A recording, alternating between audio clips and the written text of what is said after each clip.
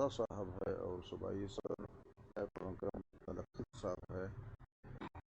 لیکن آج یہ اجلاس اس اہمیت کا حامل تھے اور آگے جا کے ہم کہ آپ کو معلوم ہے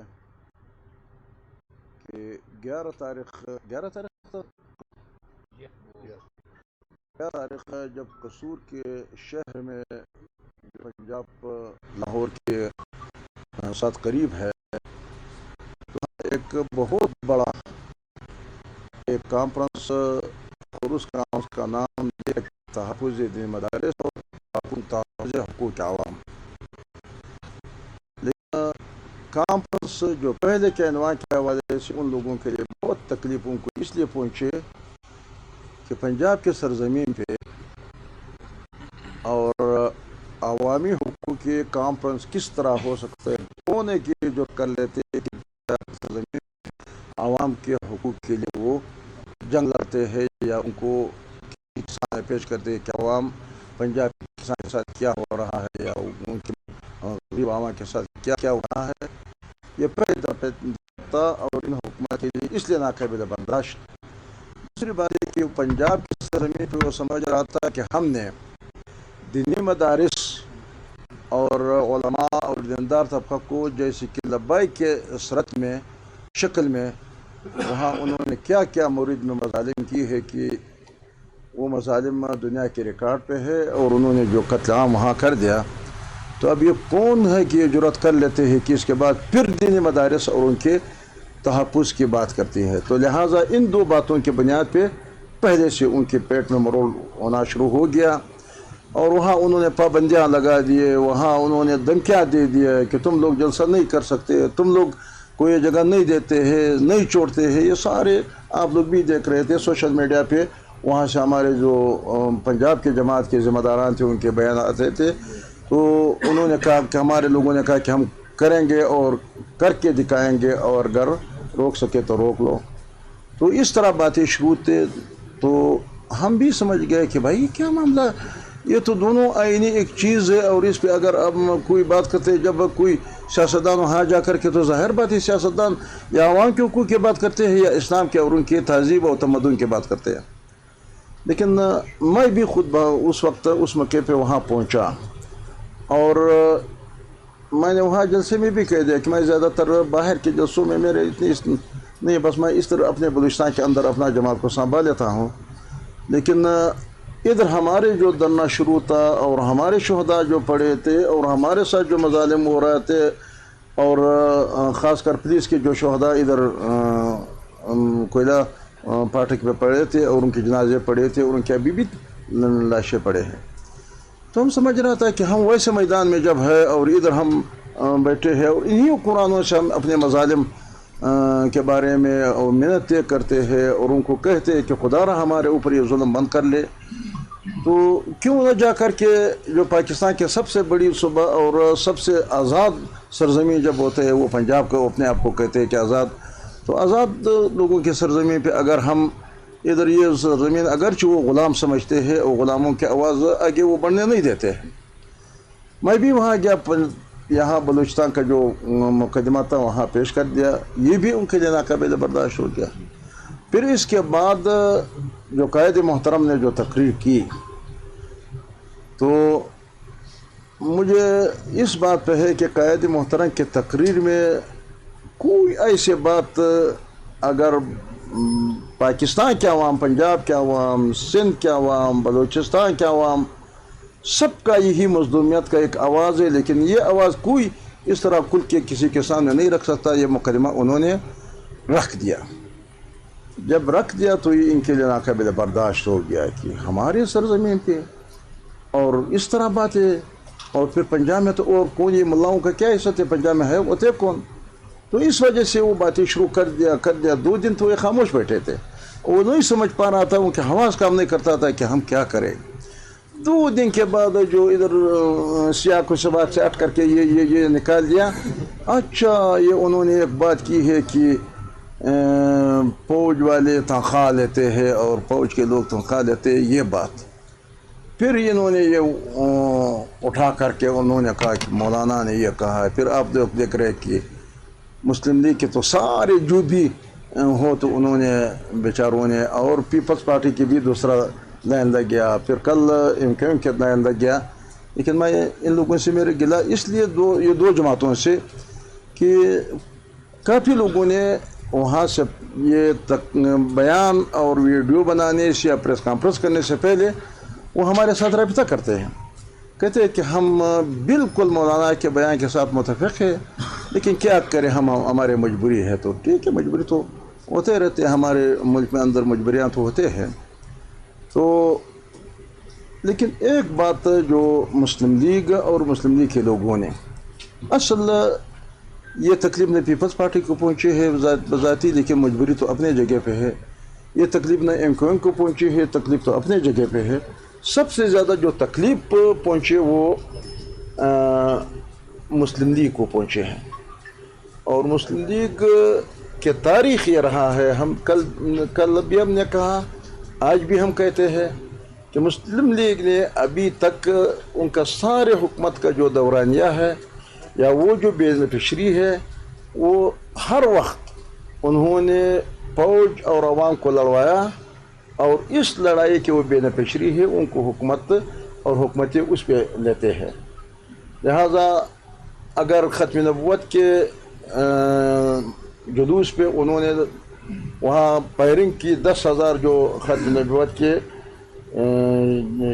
جو کارکنان تھے، جو عاشق رسول تھے، انہوں نے شہید کر دیا، وہ بھی تھے، اور سیکورٹی فورسز اور عوام کو درمیان میں لڑوایا. اگر پی ٹی آئی اور اس کو تو بھی انہوں نے لڑوایا، 9 مئی انہوں نے ایسے بنا کر کے کہتے ہیں کہ یہ ہو گیا. اگر لبائی پالوں کے انہوں نے وہ لڑوایا اور فورسز درمیان میں لایا، اب بھی انہوں نے اس طرح بیانہ شروع کر دیا کہ دیکھو ہم پاک فوج پہ.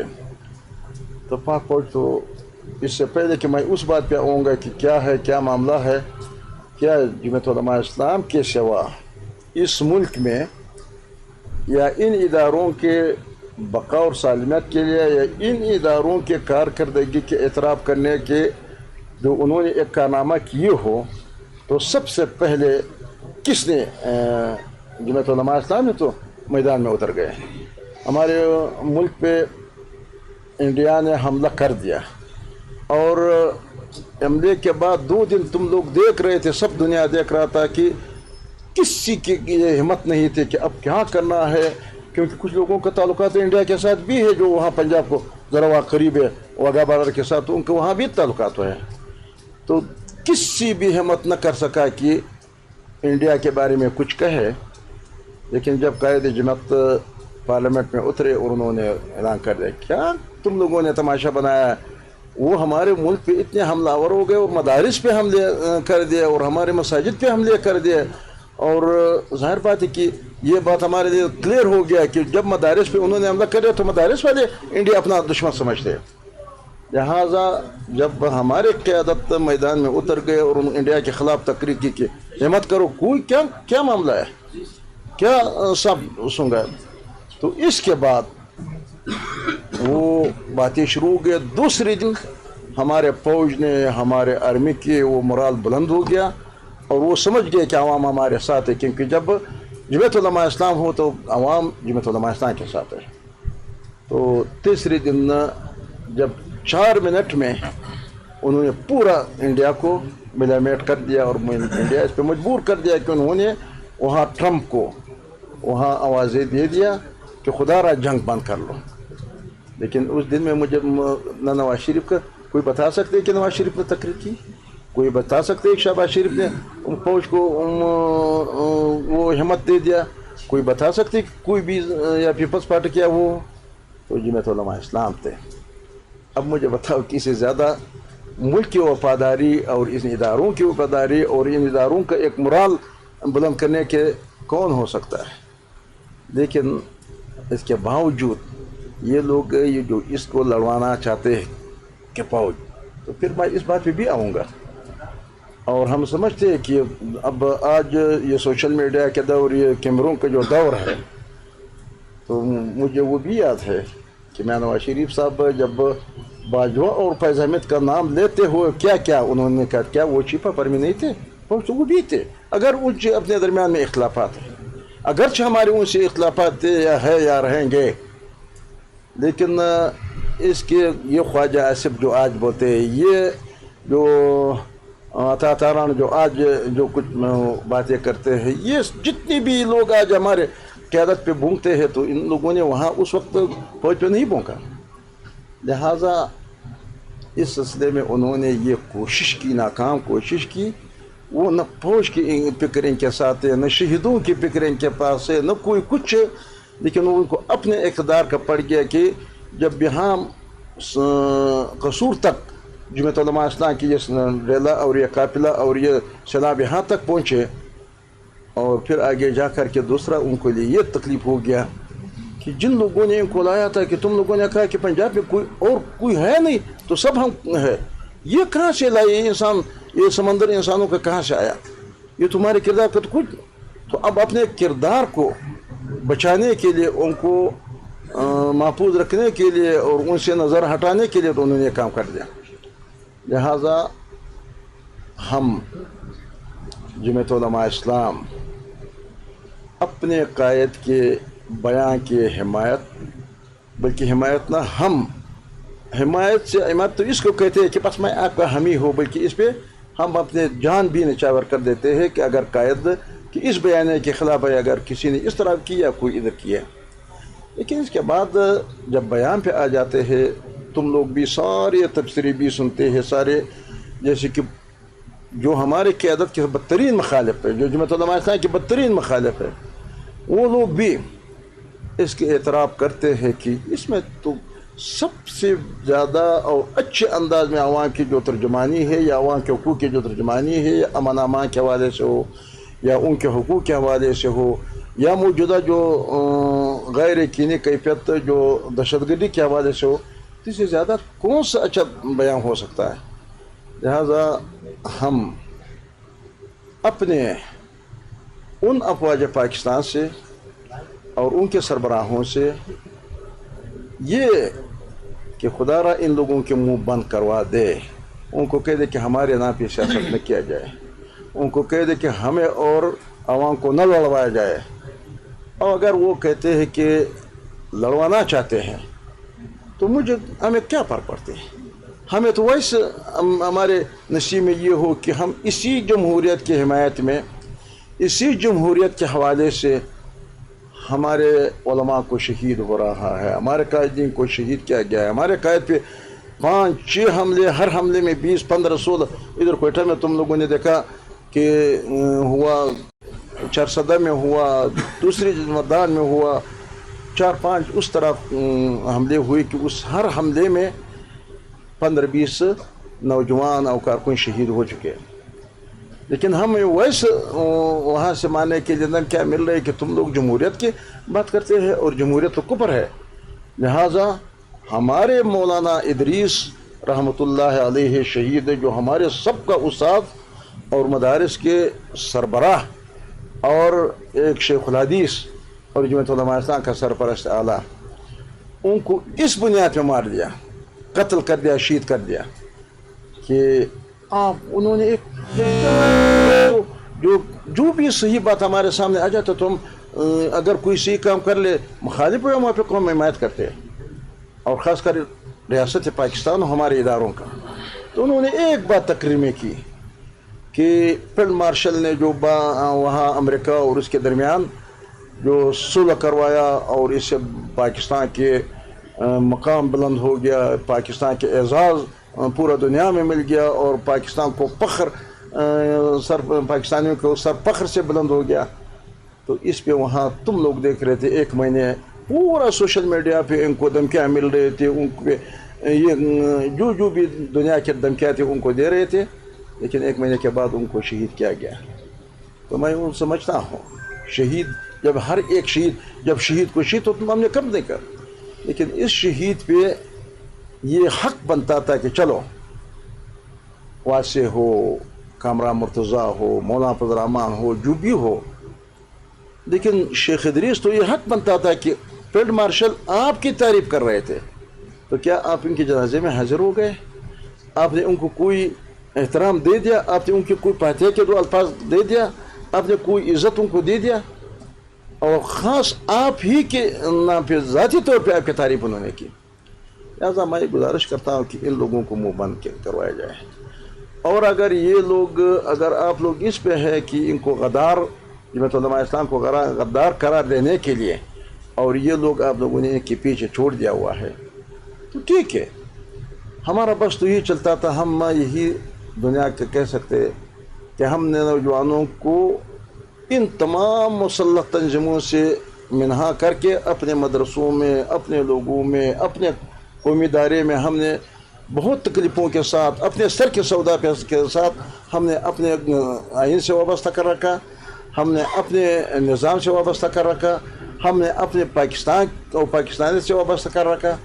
لیکن اگر آپ سب ان کو ناراض کرنا چاہتے ہیں، اگر آپ سمجھتے ہیں کہ میں بڑے کروڑوں نوجوان ہو، بڑے کروڑوں مسلمان ہو، بڑے کروڑوں پختون بلوچ ہو، پنجابی ہو، سرائکی ہو، سندھی ہو، لیکن میں نے جب تک ان لوگوں کے ذریعے مولانا حافظ الرحمن کو غدار نہیں قرار دیا ہو تو اس وقت لیکن میں سمجھتا ہوں کہ مولانا خدا کے لیے پاکستان کے ساتھ زیادتی نہ کرو. یہ پاکستان کے ساتھ غداری ہے کہ جب ان نوجوانوں کو، ان عوام کو آپ ناراض کر دیتے ہیں تو پتہ نہیں یہ لوگ پھر ہمارے ہاتھ سے جب نکل جاتے ہیں، ہم پھر بھی اسی طرح پاکستان کے وفادار رہیں گے. ہم پھر بھی اسی طرح آپ کے اس مظالم کو، جیسے کہ الیکشن کے ذریعے سے یا دوسرے ذریعے سے یا مدارس کے حوالے سے جو آپ ہمارے اوپر ظلم کرتے ہیں، لیکن ہم سہتے رہیں گے اور اس نظام کے ساتھ چلیں گے.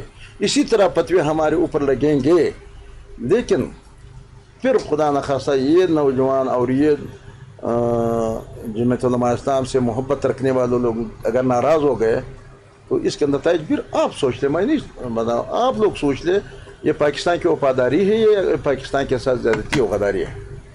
لہذا اس بنیاد پہ ہم ان حالات میں اپنے نوجوانوں کے، اپنے لوگوں کے لیے، اپنے عوام کے لیے سنبھلنا بھی ہمارے فرض و ذمہ داری ہے.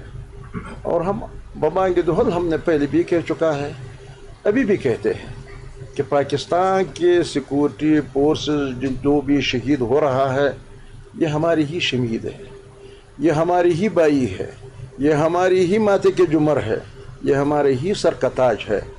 لہٰذا کوئی اس طرح نہ کوئی گناہ کی تنخواہ، اگر اس کا سیاق و سباق آپ لیا جائے تو مولانا کا مقصد یہ نہیں تھا کہ کسی کو تانا دینے کے لیے یا کسی کو کہنے کہ آپ تو تنخواہ پہ شہادت دیتے، نہیں، قطعاً یہ نہیں ہے.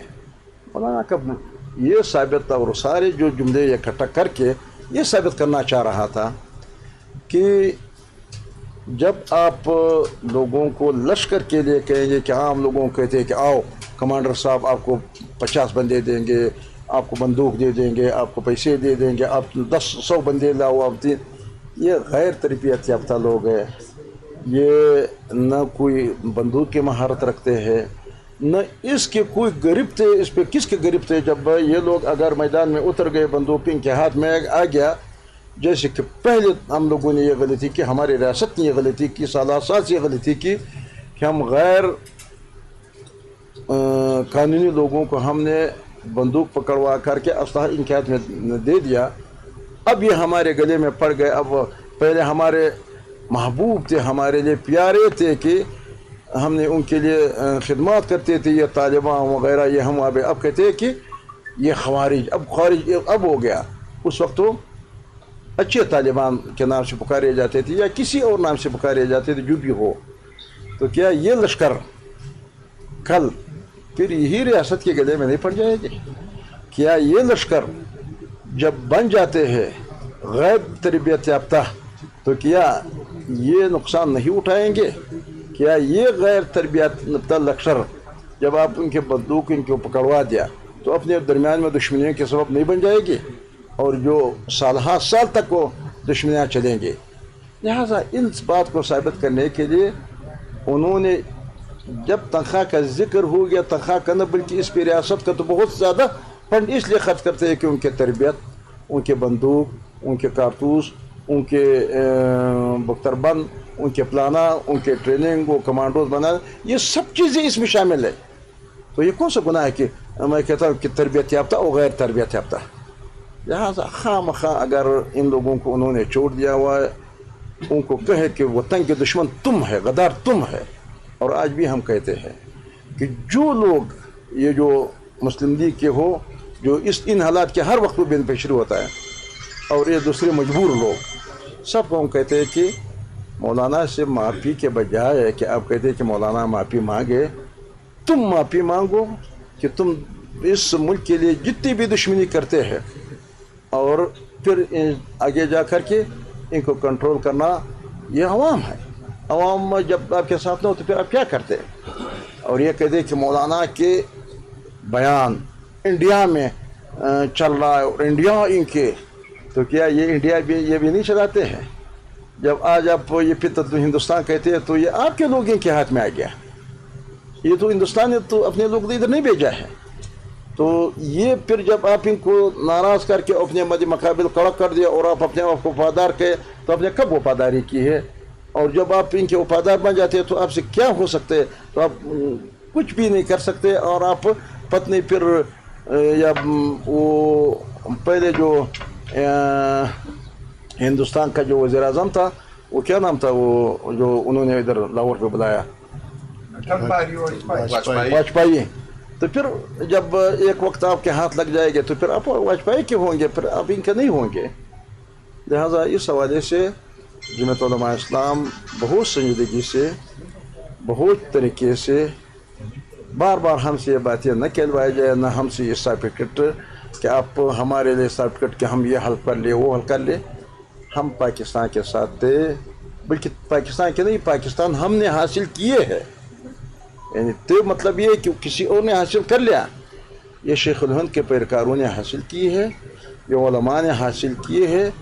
اور 1857 سے لے کر آخری تک کروڑوں علماء نے پھانسی پہ لٹکائی گئے. پھر حاصل انگریز یہاں اس سرزمین سے نکلنے کے بعد پاکستان حاصل کرنے میں، تو ہم نے پاکستان کے بقا اور سالمیت کے لیے سب سے پہلا کردار ہم نے ادا کیا.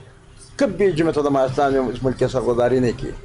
اگر ایبٹ آباد اسکینڈل آیا ہے تو بھی انہی لوگوں کی وجہ سے ہی، زرداری اور نواز شریف وغیرہ سے، یہ علماء کے ہاتھ سے نہیں آئے. اگر مہرام بیگ اسکینڈل آئے ہیں انہی لوگوں کی وجہ سے آئے. اگر اس ملک تقسیم ہوا ہے، بنگلہ دیش الگ ہوا ہے، تو انہی لوگوں سے ہوا ہے. ادھر تم ادھر ہم، ہماری وجہ سے نہیں ہوا ہے. لہذا اس ملک کے اتنی سب سے پہلے فرنٹ لائن پہ لوگوں کو غدار قرار دینے کے لیے میرا خیال ہے پاکستان کے فائدے میں نہیں ہے. آج بھی ہم 10 گزارش کے پاکستان کے فائدے میں سوچو، مت کرو، خدا کے لیے مت کرو. باقی اس طرح ہے کہ ہمارے جو آج وکلاء کے جو اجلاس تھے، تو اس اجلاس میں کل اتوار کے دن وہاں کنونشن ہے، پورا آل پاکستان کنونشن ہے، پرسوں اتوار کے دن. تو وہ کنونشن کے حوالے سے ہم نے آج وکلاء صاحبان نے تیاری کی، لیکن مزید کنونشن کے حوالے سے کہ کیا ترتیب ہے، کیا طریقہ کار ہے. اور یہ کامران صاحب اور ملک خلیل صاحب، بلکہ میں کامران صاحب سے گزارش کروں کیونکہ یہ آل پاکستان کنونشن ہے، وہ آپ کو حال حوال دے دیتے کہ اس پہ وہ کنونشن کا کیا طریقہ کار ہے. لہٰذا کامران صاحب سے میں گزارش کرتا ہوں کہ ذرا اسلام آباد بتاؤ. بسم اللہ الرحمن الرحیم. جزاء الاحسان الا الاحسان فبأي آلاء ربكما تكذبان. مولانا صاحب پاکستان کے حوالے سے، ایون اسٹیبلشمنٹ کے حوالے سے ہمیشہ ان کا رویہ دوستانہ رہا. تو میرا خیال ہے کہ مجھ سے قرآن جو ہے وہ جو حفاظ ہوتے ہیں ان کو زیادہ آتا ہوگا، تو ان کو اس آیت کا مطلب بھی مجھ سے زیادہ سمجھ آئے گا. تو کیا مولانا کو اس آیت کا کہ مخالف جو ہے وہ جو کچھ کیا جا رہا ہے ان کی طرف سے یہ دیکھنا تھا. ایسا ہے کہ 2 ایونٹ تھے بہت ریسنٹ پاسٹ میں، ایک 11 تاریخ کو تھا اور ایک ایونٹ تھا اے پی سی والے دن، جس دن اے پی سی ہوئی ہے اسلام آباد میں پی ٹی آئی کے زیر اہتمام. اس دن پی ٹی آئی کے ایک بہت بڑا وفد جو ہے، جس میں میجارٹی جو ہے ان کی پارلیمنٹیرینس پہ مشتمل تھی، وہ مولانا صاحب کے پاس حاضر ہوئی تھی، اور مولانا صاحب کو کچھ انہوں نے بہت ساری باتیں کی تھیں جو کہ شاید ابھی تک میڈیا پہ شیئر نہیں ہوئی ہے، مگر چونکہ کوئی موومنٹ ہوتی ہے تو سب کو پتہ چل جاتا ہے۔ دوسرا معاملہ یہ تھا کہ مولوی واسع صاحب والوں نے اور باقی ساتھیوں نے، یہ زیارت کا معاملہ تازہ تھا، اب بھی تازہ ہے، آنے والا بھی، اس حوالے سے جا کے قصور میں، پھول نگر میں پنجاب کی عوام کے سامنے اپنا مقدمہ رکھا۔ اور جب پنجاب کی عوام کے سامنے ان کا مقدمہ رکھا، کیونکہ پنجاب کی عوام کو ایک دوسری تصویر دکھائی جاتی ہے، تو اس سے سوچ تبدیل ہوئی۔ میں کہیں بیٹھا ہوا تھا تو مجھے اس شخص نے کہا، میں اس کو نہیں پہچانتا تھا، وہ مجھے پہچانتا تھا، یہ تقریر کے امیجیٹلی بعد، تو اس نے کہا کہ پنجاب میں مولانا کی پہلے 10% فالوئنگ تھی، اس سپیچ کے بعد 25% فالوئنگ ہو گئی۔ اب ایک دم جو ہے کوئی اتنا اوپر جاتا ہے تو پھر اس کے بعد آپ کے مخالفین بھی بہت جو ہے شدت کے ساتھ آپ کے اوپر وار شروع کر دیتے ہیں۔ اس سے پہلے کہ آگے بات کروں، ایک چیز آپ کو جو ہے، چونکہ آپ سارے نوجوان ہیں نسبتاً، اس ہسٹری کا آپ کو پتہ نہیں ہوگا کہ 70 کے الیکشن میں گو کے پنجاب میں پیپلز پارٹی جیتی تھی، مگر کسی دوست کو یہ پتہ ہے کہ دوسرے نمبر پہ پولیٹیکل پارٹی کون سی تھی؟ کسی کے ذہن میں ہے یہ کہ دوسرے نمبر پہ پنجاب میں پولیٹیکل پارٹی کون سی تھی؟ کسی دوست کو پتہ ہے؟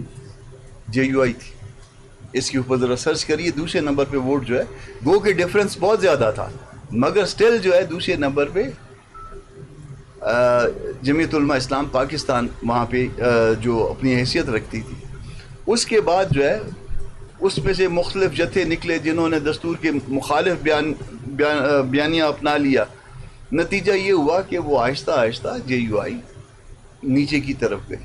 اب مولانا کی قیادت میں مولانا نے سب کچھ ریوائیو کیا ہے۔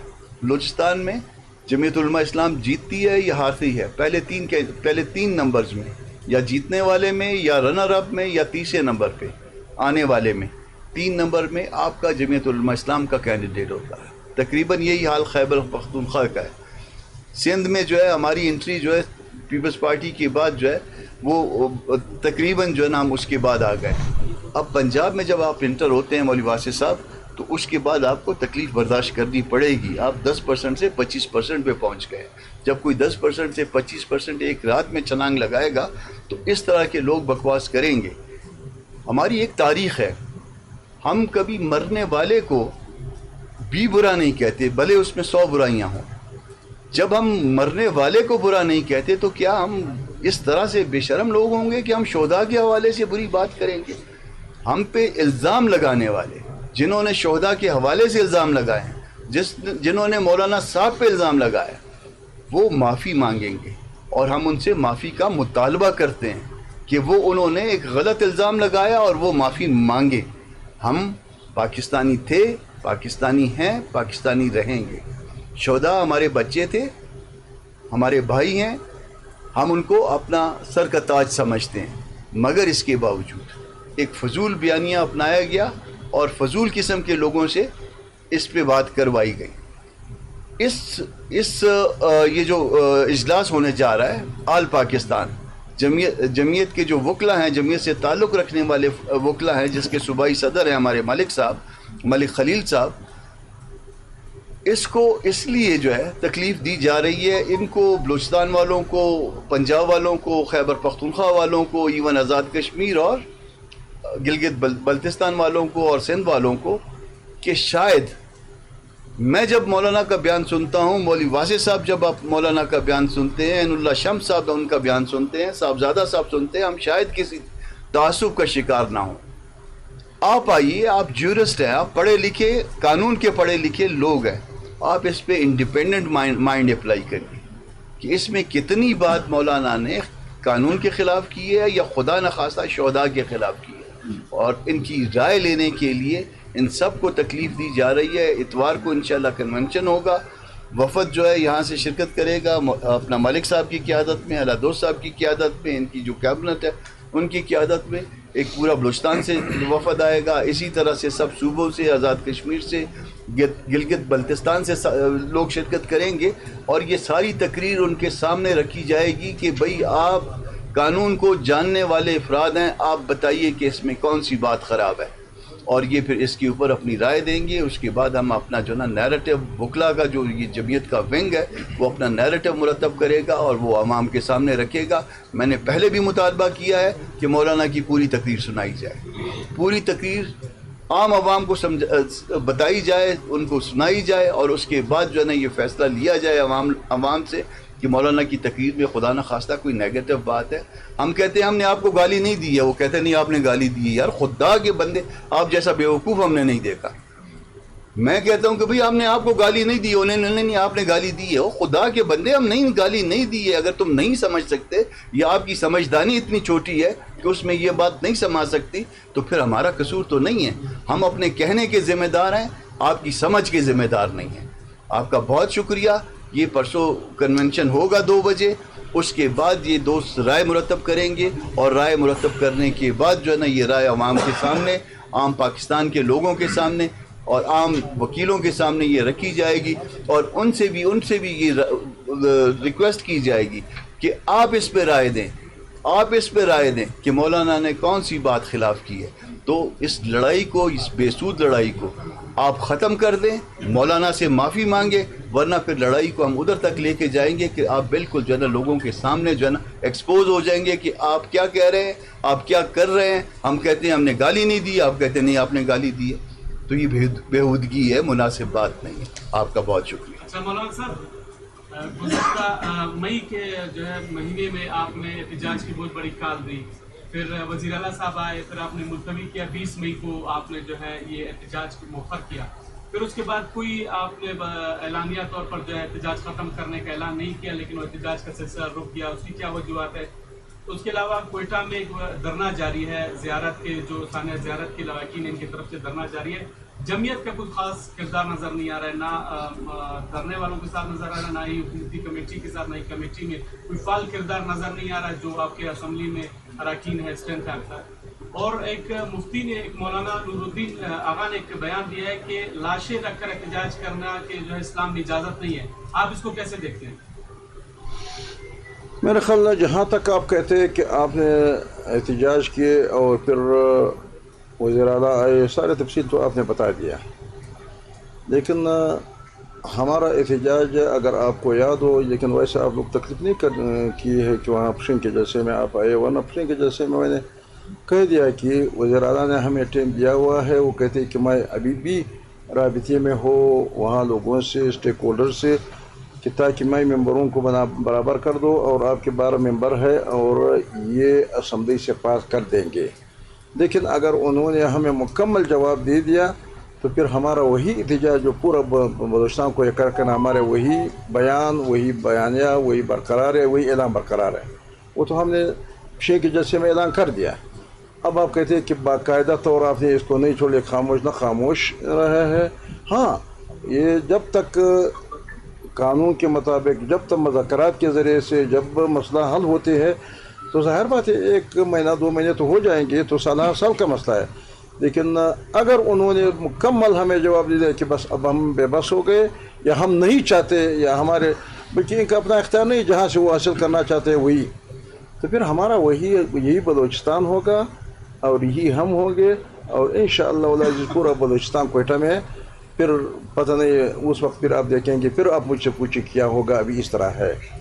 لیکن دوسری بات ہے کہ زیارت دھرنے میں یہ آپ کا معیار ہے، آپ کے معیار کو تو میں نہیں کہہ سکتا ہوں، کیونکہ جمعیت علماء اسلام روز اول سے اس میں جمعیت علماء اسلام کا صوبائی امیر ہوں، اور میں روزانہ کی بنیاد پہ وہاں جاتا ہوں، وہاں تقریر بھی کرتا ہوں، میرے کارکن وہاں ہوں گے، میرے ساتھی ہمارے ساتھ ہوں گے، وہاں لوگ جو بیٹھے ہیں اس میں آدھا حصہ ہمارے ساتھیوں کا ہے۔ تو اب زیادہ تر آپ کہتے ہیں کہ آپ سرگرم نہیں دکھائی دے رہا ہے، تو زیادہ تر سرگرم کے مجھے آپ وہاں اگر آئے ہوں گے یا آپ لوگوں نے کہیں اور سنے ہوں گے، میرے تقریر آپ نے سنے، میرے بیانیہ آپ نے سنا، میں نے وہاں جو بات کی ہے، اس سے بڑھ کے اب کیا چاہتے کیا کرو۔ تیسری بات یہ ہے کہ نوردین آغا کا جو بات کرتے ہیں، لیکن مذاکراتی کمیٹی جو بنایا گیا ہے ہمارے مولانا کمال الدین صاحب اس کا ممبر ہے. روزانہ کی بنیاد پہ رات کے 4 بجے وہ وہاں پشین جاتے ہیں اور پھر ادھر آتے ہیں. ہمارا پورا جماعت اس میں موجود ہے، ہمارا پورا نظام اس میں موجود ہے. رہا یہ کہ اسمبلی کے بعد جب آپ کرتے ہیں وہ تو اسمبلی کے نظام الگ نظام ہے. میں پارٹی کے بات آپ سے کرتا ہوں جو ادھر دھرنا بیٹھا ہوا ہے، جو عوامی قوت ہے، اور ہم عوام سب جماعت کے کارکن، جماعت کے عوام سب اس دھرنے میں ہے اور آخر تک رہیں گے. میں گیا ہوں، ملک صاحب گئے. مولانا نورالدین صاحب نوردین آغا کا تو یہ تو مولویوں کے مسئلے پہ اب میں نہ یہ ایک نقطۂ نگاہ ہے، پھر دوسرے کا نقطۂ نگاہ جائے گا. یہ مولوی مفتیوں سے پوچھو، نہ میں اس میں الجھانا چاہتا ہوں نہ یہ میرے بات. مولانا صاحب یہ گورنمنٹ کی کوئی تبدیلی کی باتیں چل رہی ہیں کہ سرفراز مفتی صاحب کو ہٹایا جا رہا ہے اور شاید کسی اور کو لایا جا رہا ہے. آپ اس حوالے سے کیا کہتے ہیں؟ اور دوسری بات ہے کہ اگر حکومت تبدیلی ہوتی ہے تو جمعیت کیا رول پڑے گی اس کے؟ بہرحال اب آنے والے دنوں کو تو میں آج اعلان نہیں کر سکتا ہوں، ہمارے دل میں وہ فیصلہ بھی ہے جیسے، لیکن ابھی آج میں یہ اعلان نہیں کرتا ہوں. لیکن اس حکومت کے تبدیلی سے سرفراز ہٹ جائے تو کون اس میں آ جائیں گے؟ جب ان 65 میں جو بھی آ جائیں گے تو سرفراز جیسے ہو یا سرفراز سے کچھ نیچے ہو یا سرفراز سے کچھ اوپر ہو، سر سے اس نظام کے ہم خلاف ہے، سر سے 47 کے ہم خلاف ہے، سر اس سسٹم کے خلاف ہے، سر سے اس بے اختیار اسمبلی کے خلاف ہے. جب پی ایچ ڈی پی پہلے کدھر بن رہا تھا تم لوگوں کو یاد ہے، پی این ڈی ڈپارٹمنٹ اور وہ کیا بنا رہے تھے. ابھی پی این ڈی ختم ہو گیا، ابھی کوئی نظام نہیں ہے. وہاں جا کر کے ہر ڈسٹرکٹ میں 3-3 ارب روپے جب ڈی سی بناتے، ایم پی جب وہاں بیٹھ جاتے تو وہ کہتے جاؤ آپ لے کے جاؤ، اپنا کام کرو، آپ سیاست کرتے ہیں. تو جب سیاست نہ کرے وہ بیچارہ کیا کرے، وہ سیاست نہیں کرے وہ ادھر ایسے نکل جاتے. تو جب تک اس طرح نظام ہو، جب تک پورا نظام انہوں نے درہم برہم کر دیا، پورا حکومت کو اور اس کے نظام کو ٹکڑے ٹکڑے کر دیا، اور وہاں جا کر کے اضلاع میں اور پورا بلوچستان کا ڈیولپمنٹ جو ہم نے ارب کربوں NFC میں حاصل کر لیا وہ اس طرح ضائع کر رہے. بلوچستان کے لیے کوئی بڑا مسئلہ نہیں بن رہا ہے. تو اس نظام میں ہم نہیں ہوں گے انشاءاللہ. مولانا صاحب یہ بتائیں کہ ابھی جو بدامنی کی ایک لہر ہے، دہشت گردی کے واقعات ہو رہے ہیں، حملے ہو رہے ہیں، پولیس والے بھی شہید ہو رہے ہیں، سویلینس بھی شہید ہو رہے ہیں حملے میں، اس کی بنیادی سبب بعض سیاسی قوتوں کی جانب، پارٹیوں کی جانب سے جو مائنز اینڈ منرل ایکٹ پاس ہوا تھا، یعنی جو مائنز سے اس کی ٹھیکیداری سسٹم، اس کی الاٹمنٹ، سب سے بڑی وجہ اس کو قرار دیا جا رہا ہے. جمعیت کا کیا موقف ہے؟ جمعیت کا موقف پہلے بھی سامنے آیا ہے، کئی مرتبہ ہم نے آپ لوگوں کے سامنے پیش کیے ہیں. ہم ان مائنز و منرل کا تو یہ تو ابھی پاس ہو گیا. ہم وہ لوگ ہیں کہ ریکارڈک سے لے کر وہاں سے ہم نے یہ جنگ شروع کی ہے. تو میں یاد ہے کہ ریکارڈک کا جو مائننگ لائسنس نہ دینے کا جو انکار کر دیا وہ جمعیت علماء اسلام نے کیے. پھر جب وہاں ٹٹیان کمپنی کی طرف سے جب کئی لوگوں سے ملتے تھے، ہر پارلیمانی کو خریدنے کی کوشش کر رہے تھے، تو یہ کامران مرزا صاحب آپ کے سامنے بیٹھا ہوا ہے. ان لوگوں نے ان سے رابطہ کر دیا کہ آپ کے جماعت کے لوگ اگر کچھ، کیونکہ یہ لے دے کا معاملہ ہے تو کیا ہوگا، تو ہم ڈالروں کو ادھر یا آسٹریلیا میں ان کو دیں گے، انوائٹ کریں گے ان کے وقت، یا برطانیہ میں دیں گے ان کا اپنا حصہ، یا کینیڈا میں. لیکن کامران مرزا صاحب نے ہنس کر کے مجھے کہا کہ پارلیمان لیڈر تو میں ہوں، کہ یہ پیشکش آیا ہے تو پھر آپ جانے، آپ کا کام جانے. میں نے کہا کہ یہ اچھی پیشکش آیا ہے کیونکہ ڈالر تو بہت اچھی چیز ہے، تو کیوں ہم نہ جا کر کے جماعت کے سامنے رکھ دیا کہ اگر تم لوگوں نے اتنی اگر کچھ چیزیں لینا ہے تو یہ ڈالروں والا حساب ٹھیک ہے. لیکن پورا مجلس عاملہ، کامران صاحب بھی شاید دور بیٹھے تھے، ہمارا مجلس عاملہ اس پہ غور کر دیا. تو پورا مجلس عاملہ نے کہہ دیا کہ پیسے ہمیں بھی اچھا لگتا ہے لیکن بلوچستان کا عوام ہمارے لیے سب سے زیادہ عزیز ہے، اور بلوچستان کے آئندہ نسل ہمارے لیے عزیز ہے. ہم نے بلوچستان کے لوگوں سے ووٹ اس لیے لیے ہے کہ ہم آپ کے حقوق کے تحفظ کر کے رہیں گے، اور اگر کچھ نہ ہو. لہٰذا ٹٹیان کمپنی کو پیغام دے دیا، جواب دے دیا کہ یہ بلوچستان کا جو ٹیبل ہے ہمارے لیے سب سے پیارا ٹیبل یہ ہے، نہ آسٹریلیا ہمارے لیے ہے، نہ کینیڈا، نہ برطانیہ. لہٰذا اس ٹیبل پہ آ جائے اور ہمارے اتنا بڑا مطالبہ بھی نہیں ہے. 25% ٹھیک ہے, ہم پورا بلوچستان تسلیم کرتے ہیں لیکن اخراجات کے بغیر, بس سادہ سیدھا مطالبہ ہے. لیکن وہ اس پہ نہیں آ رہے تھے اور ہم نے وہ کیس چلایا سپریم کورٹ میں, ہم نے جیت لیا. پھر وہاں جا کے لندن عدالت میں پھر پوائنٹ 4 کے حوالے سے ہمارے حق میں فیصلہ آیا. پھر اس کے بعد ہمارے گورنمنٹ اس بھی ختم کر دیا. ہمارے گورنمنٹ کے ختم کرنے کا, گورنر راج آنے کا تو یہی ریکارڈ تھا زرداری صاحب نے جب وہاں کر دیا. جب اسلم رسانی ہم نے پکڑ لیا, اسلم رسانی کہہ دیا کہ میں جماعت سے الگ نہیں ہو جاؤں گا, تو ہمارے اور اسلم رسانی کے جب مضبوط اتحاد کی وجہ سے پھر انہوں نے گورنر راج نافذ کر دیا. اور پھر یہاں جا کر کے آج جو آیا, لیکن آج بھی حکومت ختم ہونے پھر یہ سال گزر گیا. آخری فیصلہ جب ہونا تھا اس میں تمام سیاسی جماعتیں بلوچستان کے, میں بھی اس میں تھا. تو پھر ہم نے وہی معاہدہ رکھا جو تمام اسٹیک ہولڈر, بڑے ایم آئی کے سربراہ اور فوج کے سربراہ, دوسرے اسٹیک ہولڈر, وزیر اعظم سب بیٹھے تھے. تو ہم نے کہہ دیا کہ ہمارے اس وقت بھی ایک مطالبہ تھا کہ ہمارے 25% ہمارے اوپر اخراجات نہ ہو, باقی تفصیلات کوئی ضرورت نہیں, سیدھا سادہ مطالبہ ہے. تو جب ہم نے آدھا گھنٹہ ان کے سامنے رکھ دیا, ساری سیاسی جماعتوں کے نمائندے, پختونخوا کے لوگ بھی اس میں بیٹھے تھے اور بی ایم پی کے لوگ بھی تھے. بالآخر اس میٹنگ میں آخری فیصلہ ہو گیا قدوسوں کے حکومت میں, اور مقدمہ ہم نے پیش کر دیا اور مقدمہ میں نے پیش کر دیا. تو پھر اس کے بعد اس وقت فیصلہ ہو گیا کہ ٹھیک ہے, یہ ان کا مطالبہ ٹھیک ہے, کیوں ہم وقت ضائع کرتے, اور چلو ہمارے اوپر جو انہوں نے جرمانہ 4 ارب لگا دیا وہ بھی اسی وجہ سے لگا رہے $4 ارب. تو 15% اس وقت میرے سامنے کہہ دیا کہ 15% اخراجات یہ حکومت بلوچستان کے ذمہ ہو, اور 10% سعودی کے جو شیئر ہے اس کمپنی میں اس پہ ہو. تو اس پہ فیصلہ جب ہو گیا تو کہتے ہیں کہ مودی صاحب دعا کر لو, میں نے دعا کر لیا. آج تک میں نے وہی دعا کی ہے, اور وہاں اس کاغذات میں تو آ گیا. اب آگے جا کر کہ اگر انہوں نے اس میں ٹانگاڑائی کی الگ بات ہے. تو یہ بات پھر اس کے بعد جب دوسری مرتبہ معدنیات بل کا معاملہ آیا, ادھر بلوچستان اسمبلی نے بھی قرارداد پاس کر کہ بلوچستان کی جتنی بھی معدنیات ہے یہ مرکز کے پاس جانا چاہیے, اور سندھ اسمبلی سے بھی انہوں نے پاس کروا لیا. پھر جب وہاں اسلام آباد آیا, سینٹ نے پاس کر دیا. سینٹ کو ہمارے ساتھیوں کو بھی کوئی پتہ نہیں تھا, انہوں نے ان 2 قراردادوں کی بنیاد پہ پاس کر دیا. قومی اسمبلی میں جب آیا تو ہم نے ان کی مخالفت بھی کی, جمعیت نے کی اور بی ایم پی مینگل نے کی, اور کوئی ساتھی وہاں نہیں تھے. پھر اس کے بعد انہوں نے اکثریت وہ پاس کر دیا. پھر اس وقت ہم شہباز شریف کی حکومت میں تھے, کابینٹ سے ہم نے بائیکاٹ کر دیا. 1 ہفتہ ہم بائیکاٹ پہ تھے کہ یہ ختم کر لو, یہ واپس لے دو.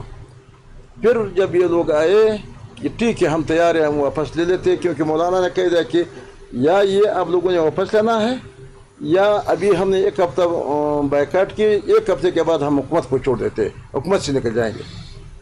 پھر یہ لوگ ہفتے کے اندر آئے اور 5 وزراء تھے کہ ہم واپس لے لیتے, سینٹ سے بھی, قومی اسمبلی سے بھی.